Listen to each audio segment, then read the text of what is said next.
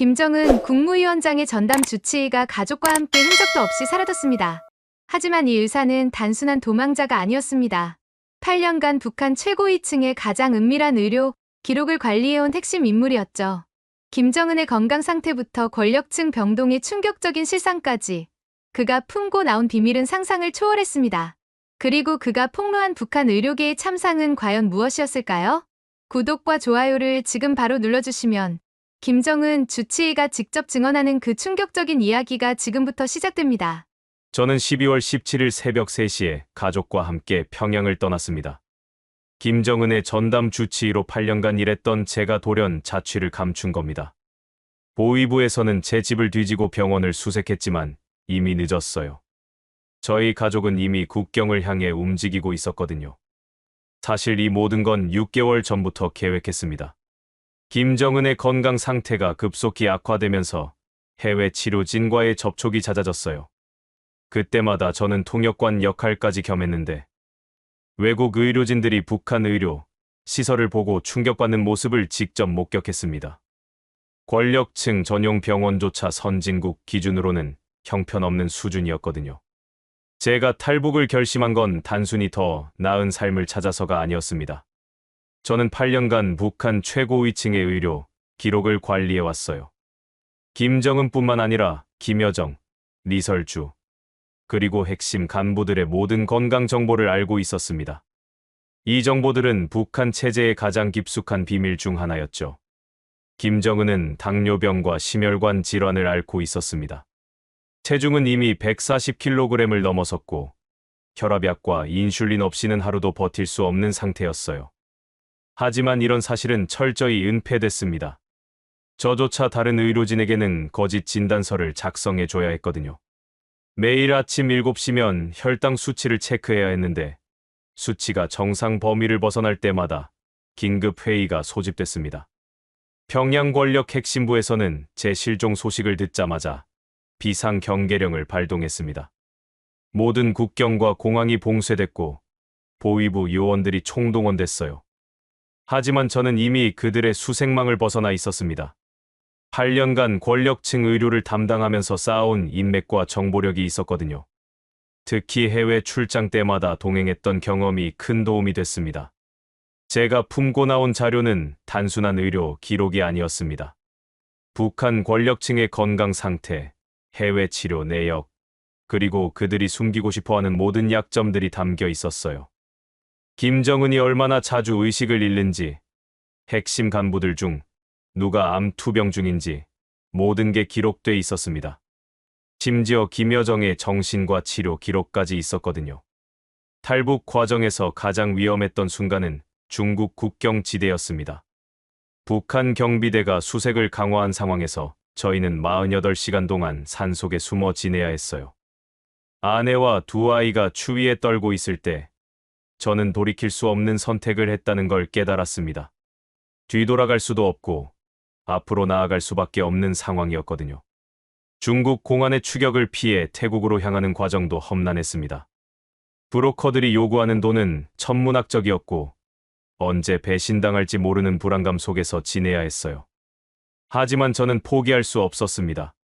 제가 가진 정보가 북한 체제의 진실을 세상에 알릴 수 있는 유일한 열쇠였거든요. 매일 밤 아이들이 잠든 뒤에는 가져온 자료들을 다시 한번 확인했습니다. 방콕의 한국 대사관에 도착했을 때 저는 완전히 탈진한 상태였습니다. 하지만 마음 한편으로는 안도감도 느꼈어요. 이제는 더 이상 침몰하지 않아도 되는 곳에 왔다는 생각이 들었거든요. 영사관 직원이 안전합니다라고 말했을 때 저는 8년 만에 처음으로 마음 놓고 울 수 있었습니다. 그동안 억눌러왔던 모든 감정이 한꺼번에 터져 나왔어요. 김정은 정권에서는 제 실종 사건을 극비로 처리했습니다. 대외적으로는 건강상 이유로 사직했다고 발표했지만 내부적으로는 대대적인 숙청 작업이 시작됐어요. 제와 관련된 모든 의료진과 간병인들이 조사받았고 일부는 정치범 수용소로 끌려갔습니다.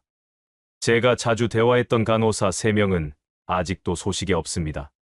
저는 한국에 도착한 뒤 국정원 조사를 받으면서 제가 알고 있는 모든 정보를 털어놨습니다. 북한 최고위층의 건강 상태부터 의료 시스템의 실상까지 숨길 게 하나도 없었어요. 이제는 침묵하지 않겠다는 제 다짐이 모든 것을 바꿔놓기 시작한 겁니다.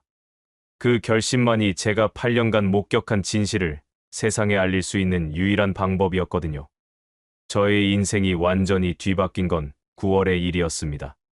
제 은사이자 평양의학대학 내과학 교수였던 김선호 박사가 처형당한 날이었어요. 그날 저는 강제로 처형 현장을 목격해야 했습니다. 의과대학 전체 교수진과 학생들이 운동장에 집합해 김선호 교수의 마지막 순간을 지켜봐야 했거든요. 김선호 교수는 제가 의대 3학년 때부터 지도받았던 스승이었습니다. 내과학 분야에서는 북한 최고 수준의 실력자였고 환자를 대하는 자세 또한 남달랐어요. 의사는 계급을 보지 않는다는 게 김선호 교수의 지론이었습니다. 권력자든 농민이든 똑같이 정성을 다해 치료했거든요. 평양 시내병원에서 인턴으로 일할 때도 항상 김선호 교수의 가르침을 떠올렸습니다. 문제가 시작된 건 김선호 교수가 서방의학 논문을 자주 인용하면서부터였습니다.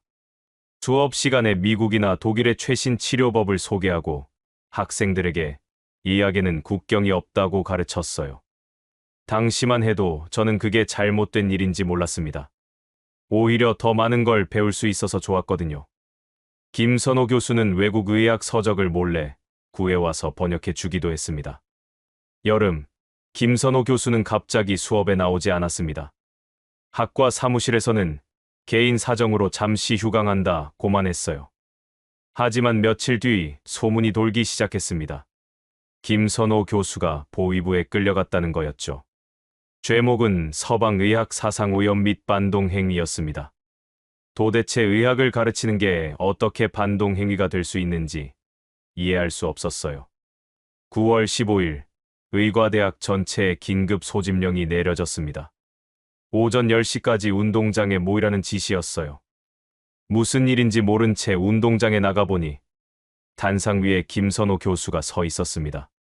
손목에는 수갑이 채워져 있었고 얼굴은 며칠간 고문받은 흔적으로 퉁퉁 부어 있었어요. 그 모습을 본 순간 다리에 힘이 빠졌습니다. 보위부 간부가 확성기를 들고 김선호 교수의 죄상을 읽어 내려갔습니다. 반동적 서방의학 이론 전파, 주체의학 사상 왜곡, 학생들에게 불순 사상 주입 같은 내용이었어요. 그러면서 김선호 교수의 가족들도 단상 위로 끌려 나왔습니다. 부인과 중학생인 아들까지 말이에요. 제 옆에 서 있던 동기가 작은 소리로 온 가족이 처형당한다더라고 속삭였습니다. 김선호 교수는 마지막 순간까지 고개를 들고 있었습니다. 보위부 간부가 마지막으로 할 말이 있느냐고 묻자 김선호 교수는 저희 학생들을 바라봤어요. 그리고 떨리는 목소리로 말했습니다. 의사는 권력이 아니라 사람을 지킨다. 이 말만은 절대 잊지 마라. 그 말이 끝나자마자 총성이 울렸습니다. 김선호 교수와 가족들이 한꺼번에 쓰러졌어요. 운동장은 조용했습니다. 누구도 울음소리를 내지 못했어요. 보위부 간부는 이것이 반동분자의 최후라며 우리에게 박수를 치라고 했습니다. 저는 손이 떨려서 제대로 박수도 칠 수 없었어요. 김선호 교수의 마지막 말이 귓가에 계속 맴돌았거든요. 의사는 권력이 아니라 사람을 지킨다. 그날 이후 제 인생이 바뀌었습니다. 더 이상 순진한 의대생이 아니었어요. 북한에서는 의학조차 정치적 도구일 뿐이라는 걸 깨달았거든요. 하지만 동시에 김선호 교수의 가르침을 잊을 수도 없었습니다. 밤마다 김선호 교수가 몰래 번역해준 의학 논문들을 읽으면서 언젠가는 진짜 의사가 되겠다고 다짐했어요. 졸업 후 저는 평양 시내 병원에 배치됐습니다. 처음에는 일반 환자들을 돌봤지만 실력을 인정받으면서 점점 높은 간부들을 담당하게 됐어요. 그리고 마침내 김정은의 주치의가 됐습니다. 하지만 권력층 병동에서 일하면서도 김선호 교수의 말은 마음속 깊이 남아 있었어요. 김정은을 진료할 때마다 복잡한 감정이 들었습니다. 한편으로는 최고의 의료 서비스를 제공해야 한다는 직업적 의무감이 있었고, 다른 한편으로는 김선호 교수를 죽인 체제의 정점에 서 있는 인물을 돌보고 있다는 자괴감이 있었어요. 그 갈등 속에서 8년을 버텨냈지만 결국 김선호 교수의 가르침이 승리했습니다. 저는 더 이상 권력의 시녀가 아닌 진짜 의사로 살고 싶었습니다. 김선호 교수가 그랬듯이 사람을 지키는 의사 말이에요.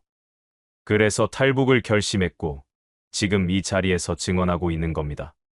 김선호 교수의 희생이 헛되지 않도록 북한 의료계의 참상을 세상에 알리는 것이 제가 할 수 있는 마지막 보답이라고 생각해요. 저는 김정은의 주치의가 되면서 매일 두 개의 완전히 다른 세계를 오가야 했습니다. 오전에는 권력층 전용 병동에서 최신 장비로 진료하고 오후에는 일반 민중들이 다니는 병동으로 내려가야 했어요. 그 차이는 정말 충격적이었습니다. 권력층 병동은 마치 외국 병원 같았어요. 독일산 MRI 기계, 일본산 초음파 장비, 미국에서 들여온 수술용 로봇까지 있었습니다. 김정은의 전용 병실에는 산소 발생기와 심전도 모니터가 24시간 가동됐고 간병인 3명이 교대로 지켰어요. 혈액 검사 결과는 30분 내에 나왔고 필요한 약물은 스위스나 독일에서 공수해 왔습니다. 하지만 민중병동은 완전히 달랐어요. 엑스레이 기계는 30년 된 소련제였고 자주 고장났습니다. 주사기는 재사용하는 게 당연했고 수술용 장갑도 빨아서 말려 쓰곤 했어요.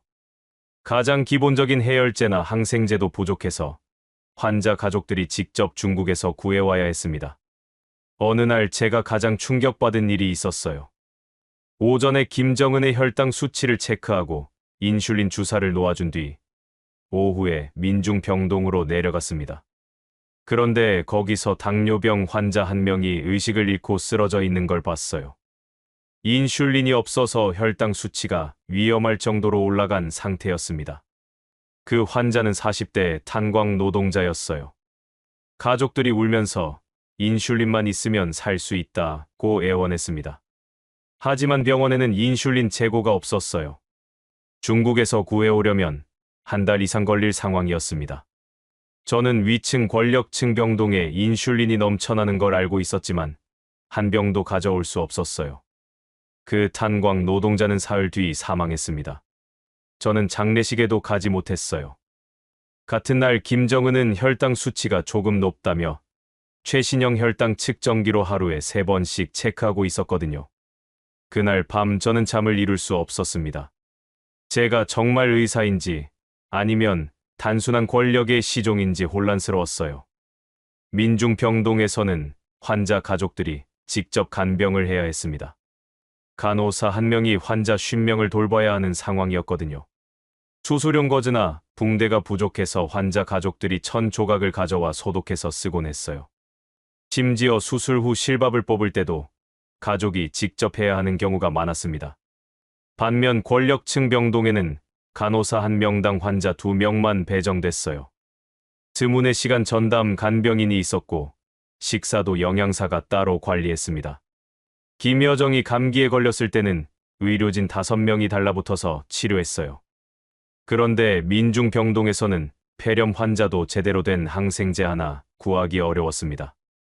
권력층 환자들은 작은 불편함도 참지 않았어요. 김정은은 주사 맞는 걸 싫어해서 항상 가장 얇은 바늘을 요구했습니다. 혈액 검사할 때도 아프다며 투덜거리곤 했어요. 하지만 민중병동 환자들은 굵은 바늘로 수술받으면서도 신음소리 하나 내지 않았습니다.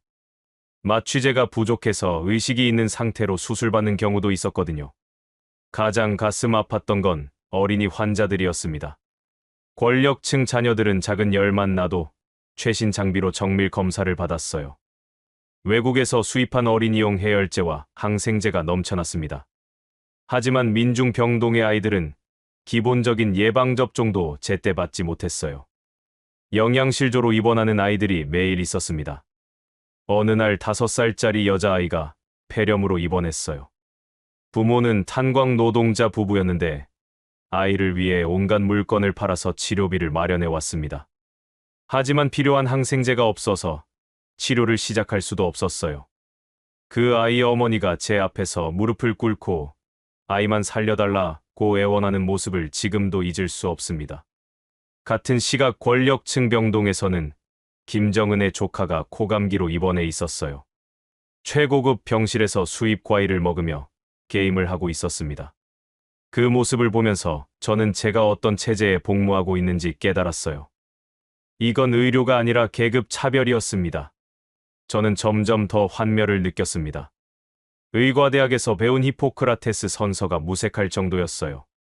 환자의 생명을 구하는 게 아니라 권력자의 비위를 맞추는 게 제 일이 된 것 같았습니다.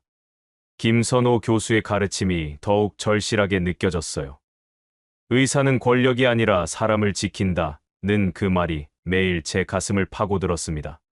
8년간 이런 극단적 불평등을 목격하면서 저는 더 이상 참을 수 없다고 생각했습니다. 진짜 의사로 살고 싶었어요. 계급에 관계없이 모든 환자를 똑같이 대하는 의사 말입니다. 그래서 탈북을 결심했고 지금 이 증언을 통해 북한 의료계의 참상을 알리고 있는 겁니다. 기쁨조 선발이 있는 날이면 병원 전체가 얼어붙었습니다.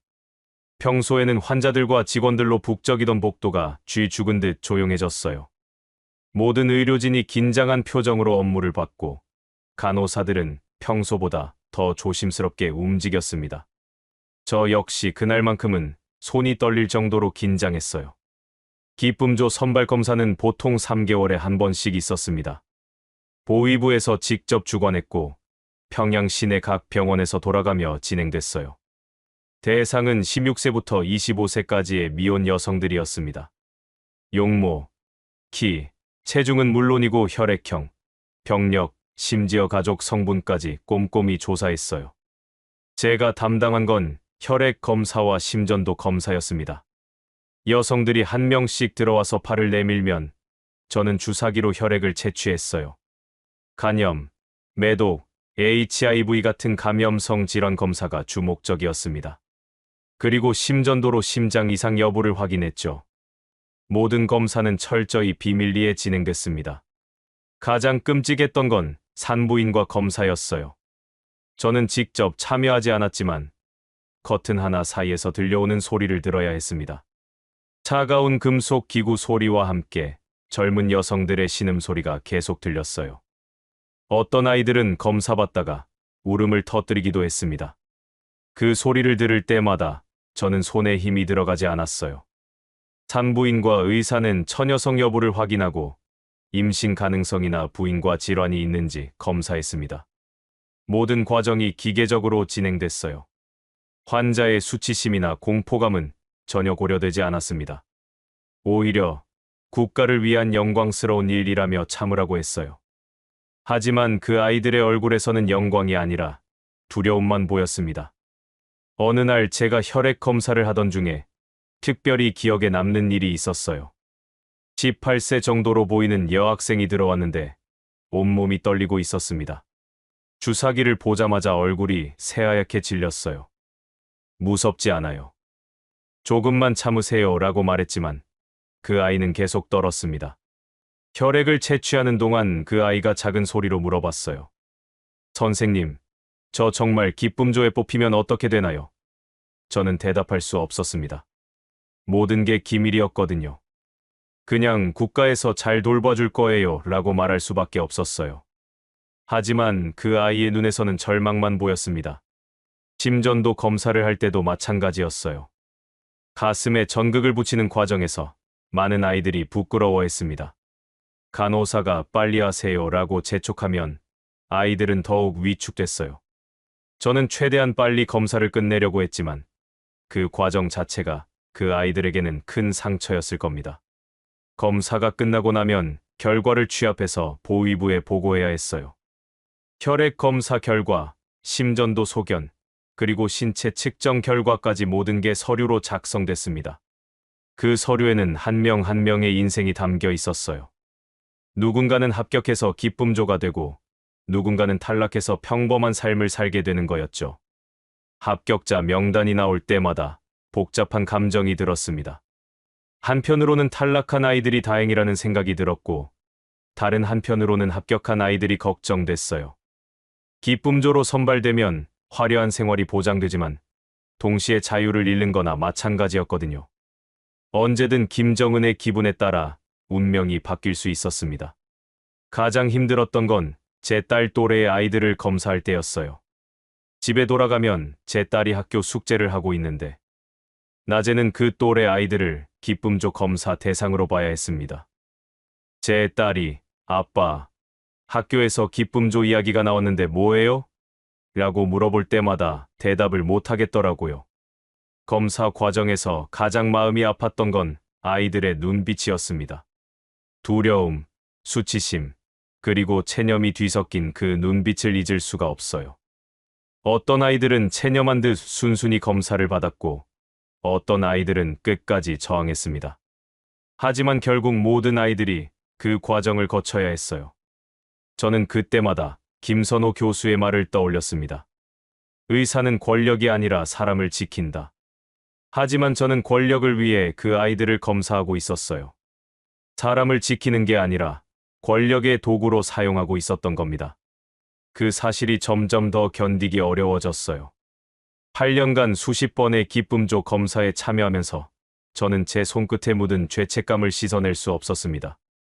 그 아이들의 두려운 눈빛과 떨리는 손길이 제 양심을 계속 괴롭혔어요. 결국 그 죄책감이 탈북을 결심하게 만든 중요한 이유 중 하나였습니다. 더 이상 그런 일에 참여할 수 없었거든요. 동료 주치의들이 하나둘 사라지기 시작한 건 작년 여름부터였습니다. 먼저 심장내과 김 박사가 가족 여행을 간다며 병원에 나오지 않았어요. 며칠 뒤 보위부에서 와서 김 박사 사무실을 뒤졌습니다. 그리고 일주일 후 김 박사 가족 전체가 정치범 수용소로 끌려갔다는 소문이 돌았어요.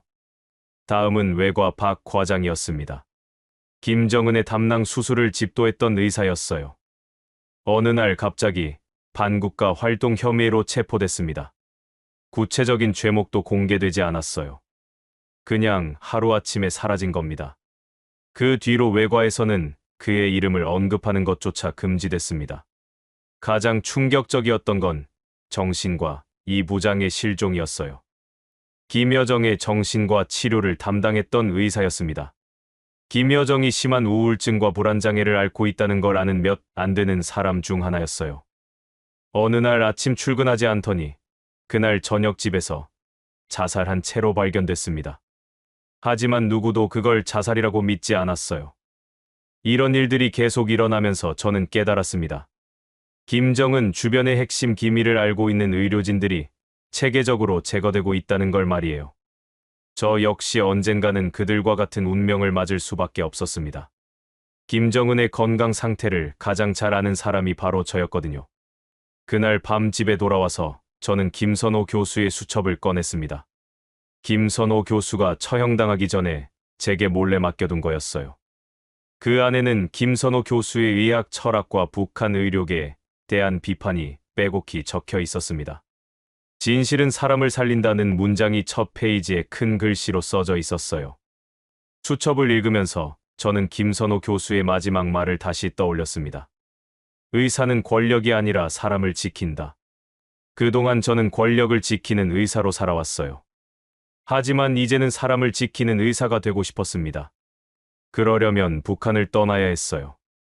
탈북을 결심한 가장 큰 이유는 제 아이들 때문이었습니다.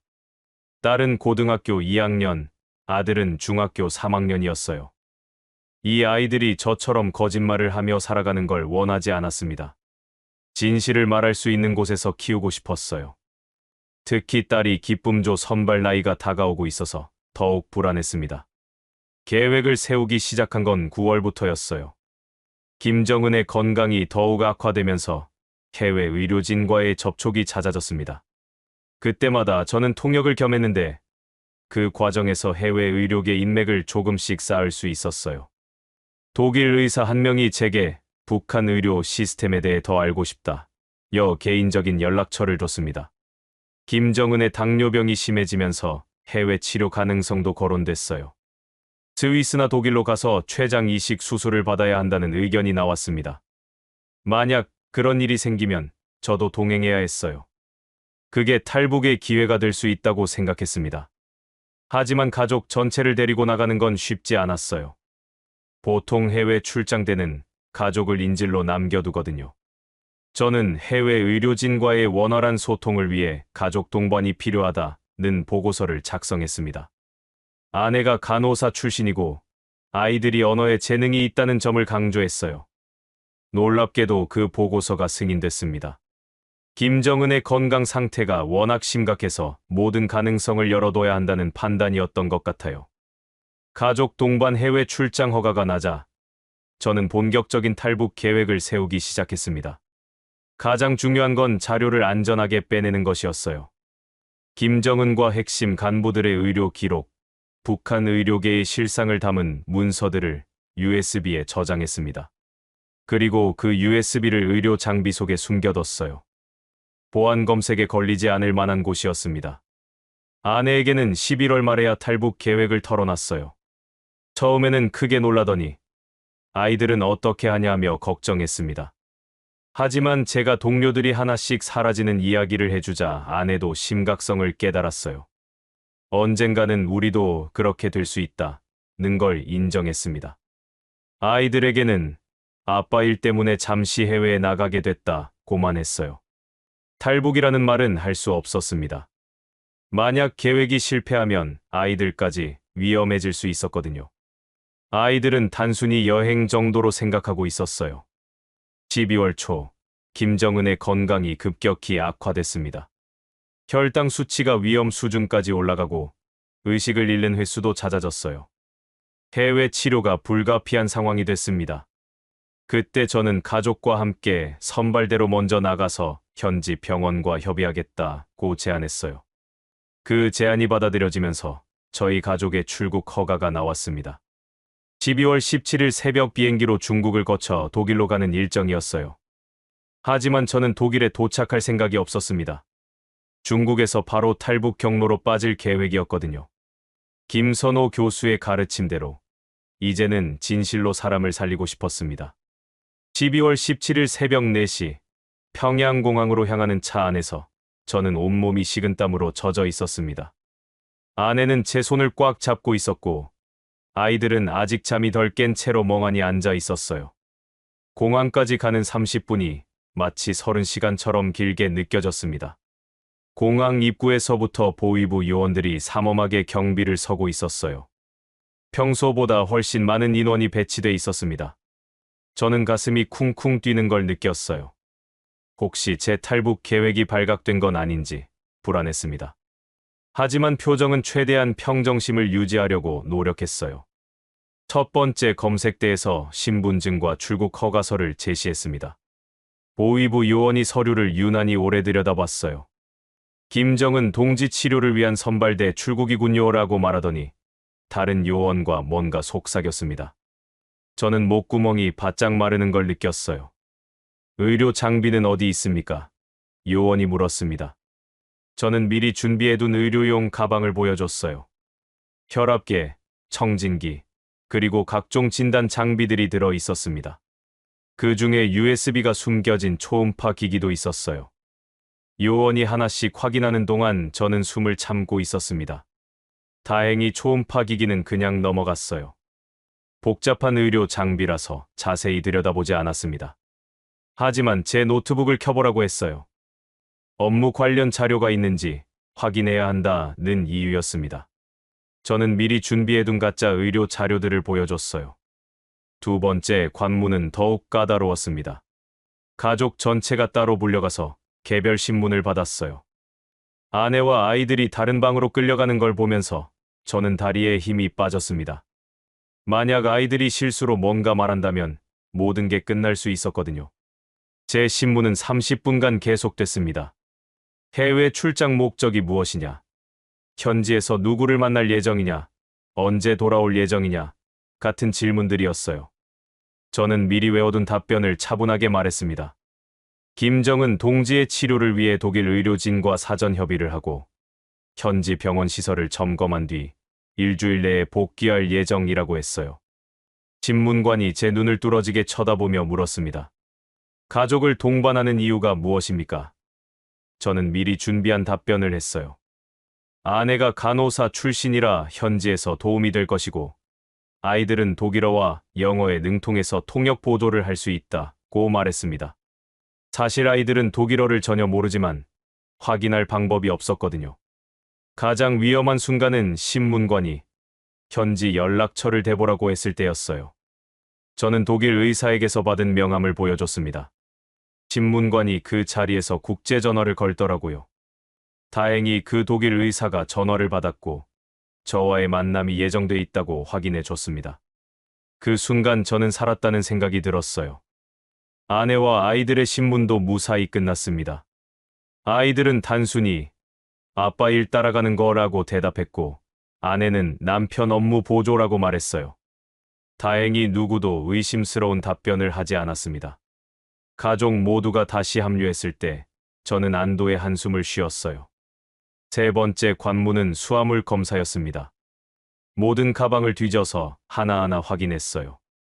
아내의 화장품까지 열어서 냄새를 맡아봤습니다. 의심스러운 물질이 숨어 있는지 확인하는 거였어요. 제 의료 장비들도 다시 한번 꼼꼼히 검사받았습니다. 이번에도 USB가 숨겨진 초음파 기기는 무사히 통과했어요. 검사관이 "이게 뭡니까?" 라고 물었을 때 저는 휴대용 초음파 진단기입니다. 김정은 동지의 복부 상태를 수시로 확인하기 위한 장비라고 설명했어요. 김정은의 이름을 언급하니까 더 이상 자세히 묻지 않더라고요. 마지막 관문은 출국 게이트였습니다. 여권과 항공권을 다시 한번 확인하고 최종 승인 도장을 찍어주는 곳이었어요. 그런데 담당자가 "잠깐만요라고 하면서 어디론가 전화를 걸기 시작했습니다. 저는 온몸에 식은땀이 흘렀어요. 전화 통화가 10분 정도 계속됐습니다. 그 10분이 제 인생에서 가장 긴 10분이었어요. 담당자가 뭔가 확인하는 듯한 말을 하고 있었는데 내용은 들리지 않았습니다. 아이들이 "왜 이렇게 오래 걸려요?" 라고 물었지만 저는 "곧 끝날 거야 라고 대답할 수밖에 없었어요. 드디어 담당자가 전화를 끊고 도장을 찍어줬습니다. "좋은 결과 있으시길 바랍니다 라고 말하면서 말이에요. 그 순간 저는 온몸에 힘이 풀리는 걸 느꼈습니다. 드디어 첫 번째 관문을 통과한 거였어요. 비행기 탑승구로 향하면서 저는 뒤를 돌아봤습니다. 평양공항의 모습이 점점 멀어져 가고 있었어요. 제가 태어나고 자란 이 땅을 다시는 밟지 못할 수도 있다는 생각이 들었습니다. 하지만 후회는 없었어요. 이제 진실을 말할 수 있는 곳으로 가는 거였거든요. 비행기에 탑승한 뒤에도 긴장은 계속됐습니다. 좌석에 앉아서도 주변을 계속 살폈어요. 혹시 보위부 요원이 같은 비행기에 타고 있는 건 아닌지 확인해야 했습니다. 다행히 수상한 사람은 보이지 않았어요. 비행기가 이륙하는 순간 저는 마음속으로 중얼거렸습니다. 이 비행기에서 내려서는 안 된다. 여기서 못 나가면 우리 가족은 끝이다. 창밖으로 보이는 평양 시가지가 점점 작아져 갔어요. 제가 8년간 김정은을 돌봤던 병원도, 김선호 교수가 처형당했던 의과대학도 모두 작은 점처럼 보였습니다. 중국행 비행기 안에서 저는 처음으로 마음이 놓였어요. 첫 번째 관문은 통과했지만 아직 안전한 건 아니었습니다. 중국에 도착해서도 북한 대사관의 감시를 피해야 했고 거기서 탈북 경로로 빠져나가야 했어요. 하지만 적어도 평양에서는 벗어날 수 있었습니다. 아내가 제 손을 잡으며 "정말 괜찮을까요?" 라고 물었어요. 저는 "우리는 이제 자유를 향해 가고 있어 라고 대답했습니다.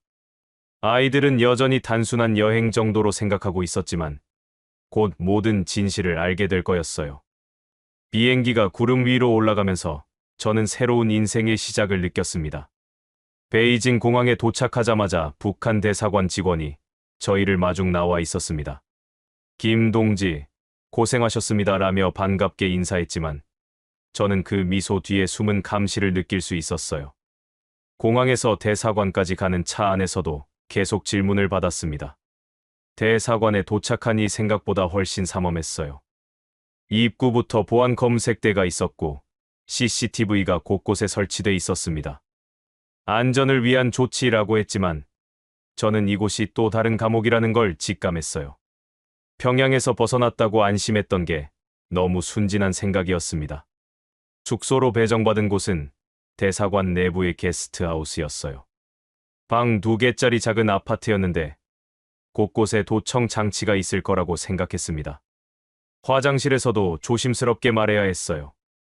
아이들에게는 여기서는 조용히 지내야 한다고 당부했습니다. 첫날부터 감시가 시작됐어요. 대사관 직원 한 명이 항상 저희와 함께 다녔습니다. 안내를 위해서라고 했지만 실제로는 감시였어요. 화장실 갈 때도 따라오고 식사할 때도 옆에 앉아 있었습니다. 심지어 밤에 잠들 때까지 복도에서 지키고 있더라고요. 둘째 날, 저는 독일 의사와 화상 통화를 해야 한다고 했어요. 김정은의 치료 계획을 논의하기 위해서라고 설명했습니다. 대사관에서는 회의실을 제공해뒀지만 통화 내용을 모두 녹음한다고 했어요. 보안상 필요한 조치라는 이유였습니다. 통화 중에 독일 의사가 혹시 개인적으로 만나서 이야기할 수 있나요? 라고 물었어요. 저는 대사관 직원들이 지켜보는 앞에서 공식적인 일정으로만 진행하겠습니다. 라고 대답할 수밖에 없었습니다. 하지만 눈빛으로 뭔가 다른 메시지를 전달하려고 노력했어요. 셋째 날, 저는 외출 허가를 요청했습니다. 현지 의료 시설을 둘러보고 싶다고 했어요. 하지만 대사관에서는 안전상 문제가 있다며 거절했습니다. 대신 대사관 직원이 동행하는 조건으로만 외출을 허용한다고 했어요. 그것도 2시간 이내로 제한됐습니다. 그날 밤 저는 아내와 화장실에서 속삭이며 대화했어요. 여기서 나가야 해 라고 말했습니다. 아내는 어떻게요? 라고 물었어요. 저는 현지 협력자에게 연락해서 탈출 계획을 세워야 한다고 했습니다. 하지만 대사관 내에서는 외부 연락이 거의 불가능했어요. 넷째 날, 기회가 왔습니다. 대사관 직원이 급한 업무로 잠시 자리를 비운 틈에 저는 몰래 휴대폰을 켰어요. 평양에서 나오기 전에 중국 내 탈북 지원 단체 연락처를 외워뒀거든요. 짧은 문자 메시지를 보냈습니다. 도움 필요. 베이징 대사관 근처. 몇 시간 뒤 답장이 왔어요. 내일 오후 3시 대사관 뒤편 골목에서 대기. 빨간 모자 착용. 저는 그 문자를 즉시 삭제했습니다. 하지만 마음 한편으로는 이것도 함정일 수 있다는 불안감이 들었어요. 북한 보위부가 설치한 덫일 수도 있었거든요. 5째 날 오후, 저는 잠깐 산책하고 싶다며 외출을 요청했어요. 대사관 직원이 따라오려고 했지만 혼자 생각할 시간이 필요하다며 완강히 거절했습니다. 30분만 대사관 주변을 걸어보겠다고 약속했어요. 대사관을 나와서 뒤편 골목으로 향했습니다. 시간은 정확히 3시였어요. 빨간 모자를 쓴 중년 남성이 신문을 읽고 서 있었습니다. 저는 조심스럽게 다가가서 시간이 몇 시인지 아세요? 라고 물었어요. 그가 3시 5분입니다 라고 대답하면서 저를 확인하는 눈빛을 보냈습니다. 날아오세요 라고 속삭인 그는 골목 안쪽으로 들어갔어요. 저는 주변을 살피며 조심스럽게 따라갔습니다. 골목 끝에 작은 식당이 있었는데 그곳 지하에 비밀 통로가 있다고 했어요. 오늘 밤 12시에 가족과 함께 나오세요. 지하 통로로 안전하게 빼드릴 수 있습니다. 대사관으로 돌아가는 길에 저는 들뜬 마음을 억누르려고 노력했어요. 드디어 탈출할 기회가 생긴 거였습니다. 하지만 동시에 위험도 컸어요. 만약 발각되면 온 가족이 북한으로 강제 송환될 수 있었거든요. 그날 저녁 저는 아내에게 계획을 알렸어요. 오늘 밤 나가야 해 라고 속삭였습니다. 아내는 놀란 표정을 지었지만 고개를 끄덕였어요. 아이들에게는 새벽에 이동해야 한다고만 했습니다. 진실을 말하기에는 너무 위험했거든요. 밤 11시 30분, 저희는 조용히 짐을 챙겼어요. 최소한의 옷가지와 중요한 서류들만 가방에 넣었습니다. USB가 숨겨진 의료 장비도 빼먹지 않았어요. 복도에는 경비원이 졸고 있었는데 발소리를 내지 않기 위해 신발을 들고 걸었습니다. 1층 비상구까지 내려가는데 10분이 걸렸어요. 문을 열 때 경보음이 울릴까봐 걱정했지만 다행히 조용했습니다. 바깥으로 나오니 빨간 모자 남성이 차를 대기시키고 있었어요. 빨리 타세요 라고 재촉했습니다. 차가 출발하자마자 저는 안도의 한숨을 쉬었어요. 하지만 5분도 지나지 않아서 뒤에서 보위부 차량들이 쫓아오기 시작했습니다. 들켰다는 생각이 들면서 온몸에 소름이 돋았어요. 운전기사가 잡으세요라고 하면서 급하게 방향을 틀었습니다. 추격전이 시작됐어요. 좁은 골목길을 지그재그로 달리면서 보위부 차량들을 따돌리려고 했습니다. 아이들이 무서워하며 울기 시작했어요. 아내는 아이들을 꽉 안고 있었습니다. 저는 괜찮다. 곧 안전한 곳에 도착할 거야 라고 말했지만 제 목소리도 떨리고 있었어요. 마침내 차가 한 건물 지하 주차장으로 들어갔습니다. 운전기사가 여기서 내리세요. 다른 차로 갈아타야 합니다. 라고 했어요. 저희는 황급히 짐을 챙겨서 다른 차로 옮겨 탔습니다. 그 순간 지하 주차장 입구로 보위부 차량들이 들어오는 게 보였어요. 정말 간발의 차이였습니다. 새벽 4시, 저희는 베이징 국제공항에 도착했습니다. 탈북 지원단체에서 마련해준 태국행 항공편이었어요. 방콕으로 가서 한국 대사관에 도착하면 안전하다고 했습니다. 하지만 공항 보안을 통과하는 게 가장 큰 관문이었어요. 공항에 들어서자마자 저는 평소와 다른 분위기를 느꼈습니다. 경찰들이 평소보다 많이 배치돼 있었고 보안 검색도 강화된 것 같았어요. 혹시 북한 대사관에서 수배 요청을 했나 싶어서 불안했습니다. 아이들 손을 꽉 잡고 체크인 카운터로 향했어요. 체크인 과정은 비교적 순조로웠습니다.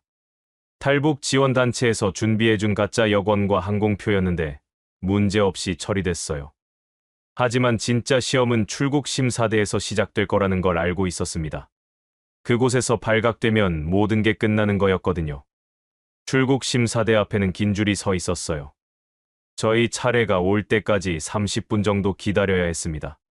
그 30분이 정말 지옥 같았어요. 심장이 터질 것처럼 뛰었고 손바닥에는 땀이 계속 났습니다. 아이들에게는 곧 비행기 탈 수 있어 라며 미소를 지어 보였지만 속으로는 온갖 걱정이 들었어요. 드디어 저희 차례가 왔습니다. 심사관은 중년의 중국인 남성이었어요. 여권을 받아들고 유난히 오래 들여다봤습니다. 컴퓨터로 뭔가 확인하는 듯 했는데 시간이 너무 오래 걸렸어요. 아이들의 어깨가 점점 굳어지는 게 느껴졌습니다. 여행 목적이 무엇입니까? 심사관이 물었어요. 저는 미리 준비한 답변을 했습니다. 가족 휴가입니다. 태국에서 일주일 정도 머물 예정이에요. 심사관이 직업이 무엇이냐고 묻자 의사입니다 라고 대답했어요. 그러자 심사관의 표정이 조금 바뀌었습니다. 의료 관련 물품을 가지고 있습니까? 심사관이 추가로 물었어요. 저는 개인 응급약품 정도만 있습니다 라고 답했습니다.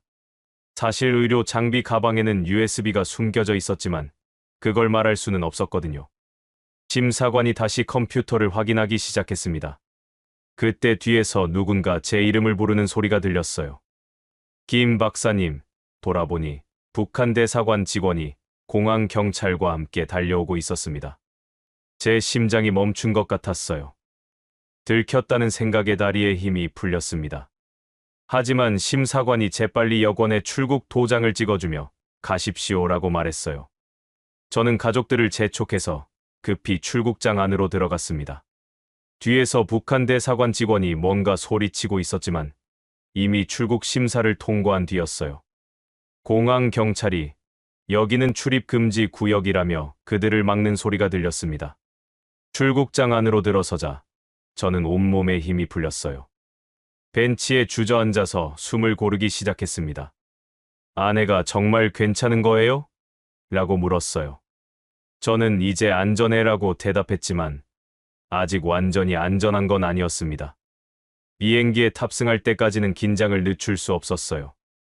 보안 검색대에서도 한 번 더 검사를 받았습니다.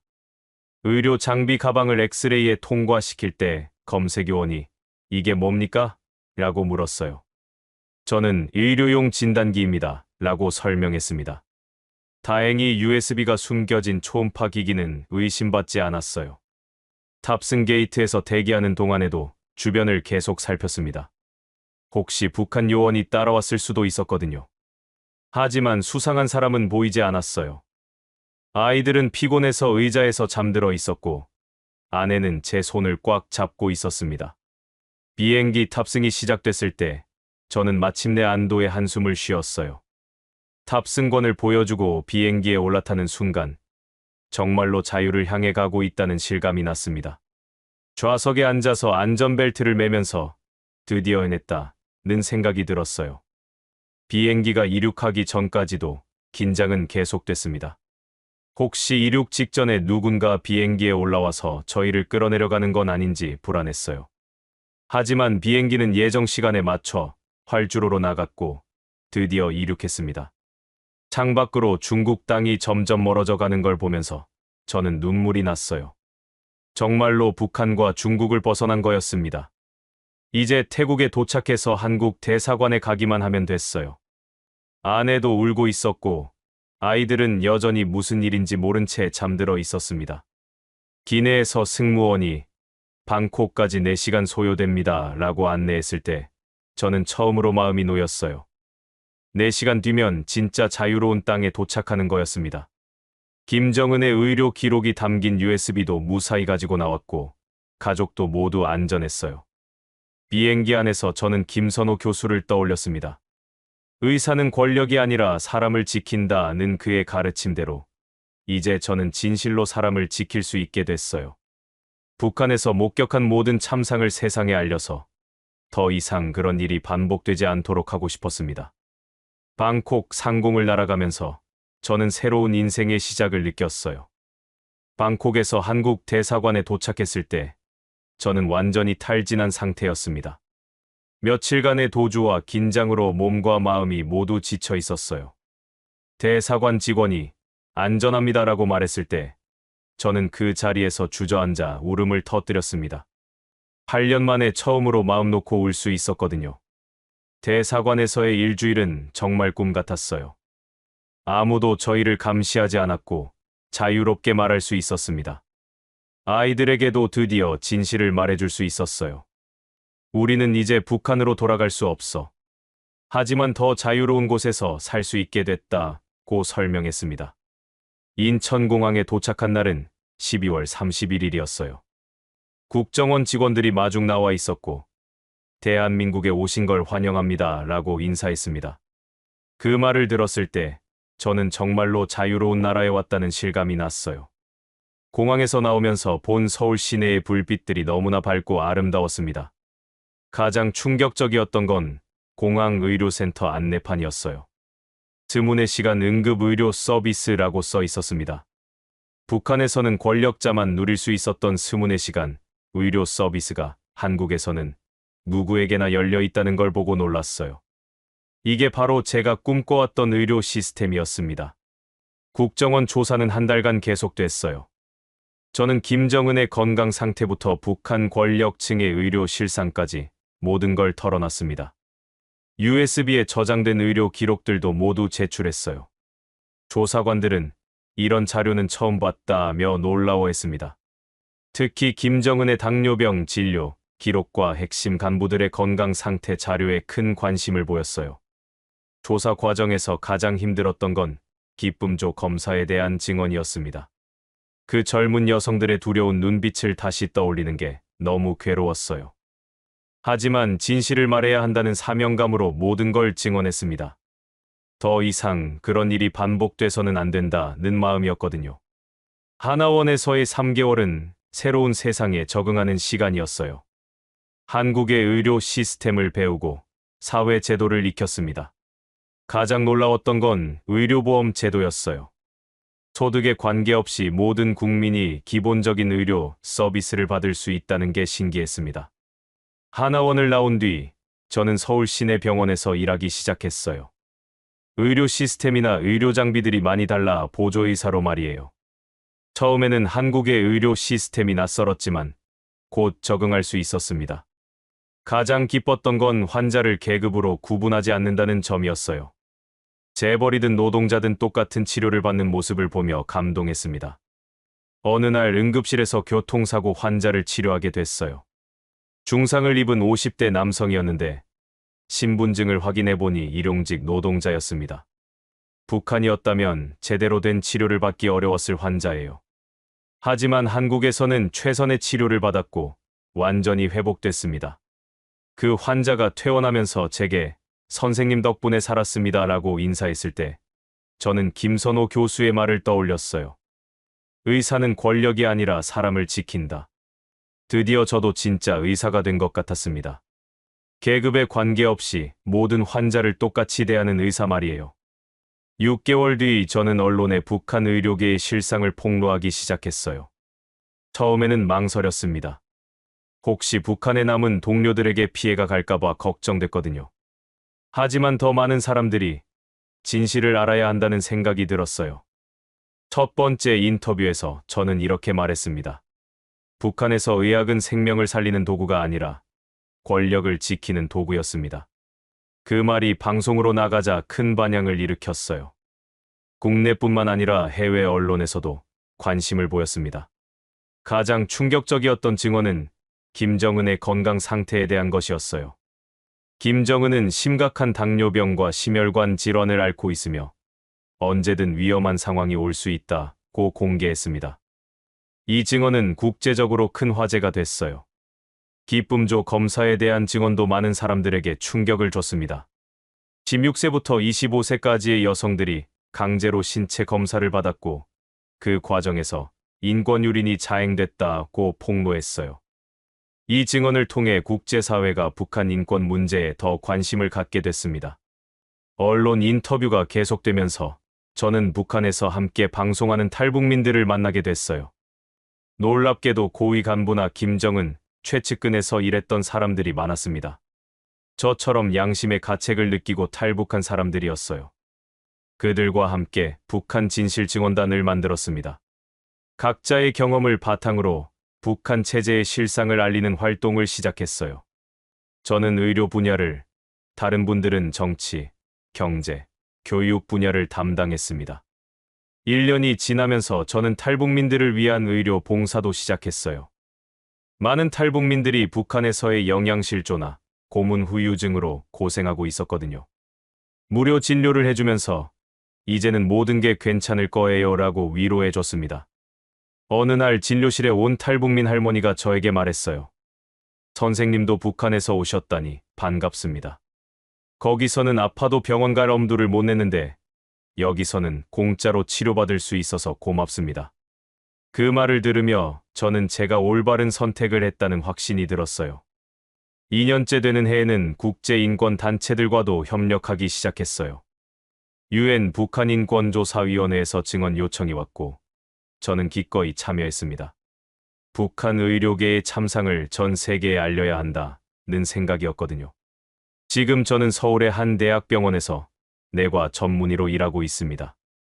매일 아침 출근할 때마다 김선호 교수의 가르침을 떠올려요. 의사는 권력이 아니라 사람을 지킨다.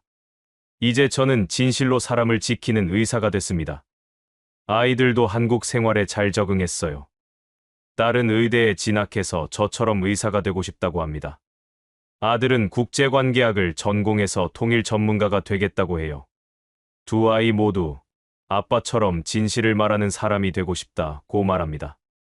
매년 12월 17일 탈북한 날이 되면 저는 김선호 교수님께 묵념을 드려요. 교수님의 가르침대로 살고 있습니다. 이제는 침묵하지 않겠습니다 라고 말씀드리죠.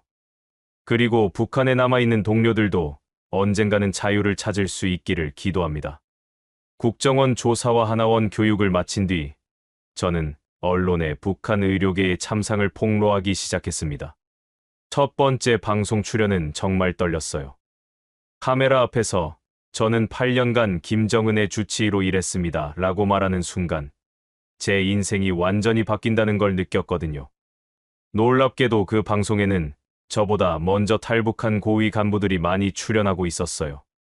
김정은 최측근에서 일했던 보위부 간부, 당 중앙위원회 부부장, 심지어 김정은의 요리사까지 있었습니다. 모두 양심의 가책을 느끼고 탈북한 사람들이었어요. 북한을 말합니다라는 프로그램이었는데 매주 다른 분야의 탈북민들이 나와서 북한의 실상을 증언했습니다. 저는 의료 분야 전문가로 출연하게 됐어요. 처음에는 이런 얘기를 해도 될까 하고 망설였지만 진실을 알려야 한다는 사명감이 더 컸습니다. 첫 방송에서 저는 북한 의료 시스템의 이중 구조를 폭로했어요. 북한에서 의학은 생명을 살리는 도구가 아니라 권력을 지키는 도구였습니다. 라고 말했습니다. 권력층 병동과 민중 병동의 극명한 차이, 기쁨조 선발 과정에서의 인권유린까지 모든 걸 증언했어요. 가장 충격적이었던 건 김정은의 건강 상태에 대한 폭로였습니다. 김정은은 심각한 당뇨병으로 하루에 3번 인슐린 주사를 맞아야 하고 의식을 잃는 일이 자주 있었다고 공개했어요. 이 증언은 국제적으로 큰 파장을 일으켰습니다. 방송 후 시청자들의 반응이 뜨거웠어요. 몰랐던 사실을 알게 됐다. 용기 있는 증언에 감사하다는 메시지들이 쏟아졌습니다. 하지만 일부에서는 거짓말 아니냐, 과장된 거 아니냐는 의심의 시선도 있었어요. 그럴 때마다 저는 구체적인 증거를 제시하며 진실임을 강조했습니다. 두 번째 출연에서는 기쁨조 검사의 참상을 더 자세히 폭로했어요. 16세부터 25세까지의 여성들이 강제로 신체 검사를 받았고 그 과정에서 심각한 인권유린이 자행됐다고 증언했습니다. 이 내용은 여성 시청자들에게 특히 큰 충격을 줬어요. 세 번째 출연에서는 북한 의료진들의 고충을 털어놨습니다. 많은 의사들이 양심의 가책을 느끼면서도 체제에 순응할 수밖에 없었다고 말했어요. 김선호 교수처럼 저항하다가 처형당한 의료진들의 이야기도 공개했습니다. 방송을 계속하면서 저는 다른 탈북민들과 깊은 유대감을 느꼈어요. 모두 비슷한 경험을 했고 진실을 알리겠다는 같은 의지를 갖고 있었거든요. 특히 김정은 최측근에서 일했던 분들과는 서로의 증언을 보완해가며 더 정확한 정보를 제공할 수 있었습니다. 한 해가 지나면서 저의 증언은 국제사회에도 알려지기 시작했어요. UN 북한인권조사위원회에서 증언 요청이 왔고 미국 국무부에서도 면담을 신청했습니다. 저는 기꺼이 응했어요. 전 세계가 북한의 실상을 알아야 한다는 생각이었거든요. UN에서의 증언은 정말 의미 있는 경험이었어요. 전 세계 대표들 앞에서 북한에서는 의료조차 계급 차별의 도구로 사용됐다고 증언했습니다. 많은 대표들이 충격적이라는 반응을 보였고 북한 인권 결의안 채택에도 영향을 미쳤어요. 미국 국무부에서의 면담에서는 김정은의 건강 상태에 대한 구체적인 정보를 제공했습니다. 김정은의 건강 악화가 북한 정권의 불안정성을 보여주는 중요한 지표라고 설명했어요. 이 정보는 미국의 대북 정책 수립에도 참고됐다고 들었습니다. 국내 활동도 활발히 이어갔어요. 대학교 강연, 시민단체 세미나, 정부 정책 자문까지 다양한 형태로 참여했습니다. 특히 의과대학 학생들에게 강연할 때는 김선호 교수의 이야기를 꼭 해줬어요. 의사는 권력이 아니라 사람을 지켜야 한다는 메시지를 전달했습니다. 2년째부터는 탈북민 의료 지원 활동도 시작했어요. 많은 탈북민들이 북한에서의 영양실조, 고문 후유증, 정신적 트라우마로 고생하고 있었거든요. 주말마다 무료 진료소를 열어서 이들을 치료해줬습니다. 가장 기억에 남는 환자는 60대 탈북민 할머니였어요. 정치범 수용소에서 10년간 복역하면서 각종 후유증을 앓고 있었습니다. 북한에서는 아파도 치료받을 생각을 못했는데 여기서는 공짜로 이렇게 잘 해주니 꿈만 같다고 말씀하시더라고요. 젊은 탈북민들에게는 의료진 양성 프로그램도 운영했어요. 북한에서 의료 교육을 받았지만 한국에서는 자격을 인정받지 못하는 분들이 많았거든요. 이들이 한국에서도 의료진으로 일할 수 있도록 도움을 줬습니다. 3년째에는 북한 의료 실상을 담은 책도 출간했어요. 제목은 침묵하지 않겠습니다 였습니다. 김선호 교수부터 시작해서 탈북까지의 모든 과정을 담았어요. 특히 권력층과 민중층의 의료 격차, 기쁨조 검사의 참상을 자세히 기록했습니다. 책이 출간되자 더 많은 사람들이 북한 의료계의 실상을 알게 됐어요. 서점 베스트셀러에 오르기도 했고 여러 언어로 번역돼서 해외에도 소개됐습니다.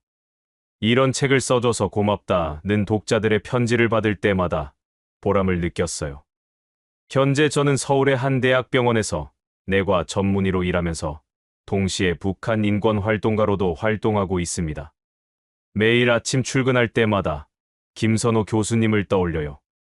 교수님의 가르침대로 살고 있습니다. 라고 마음속으로 인사드리죠.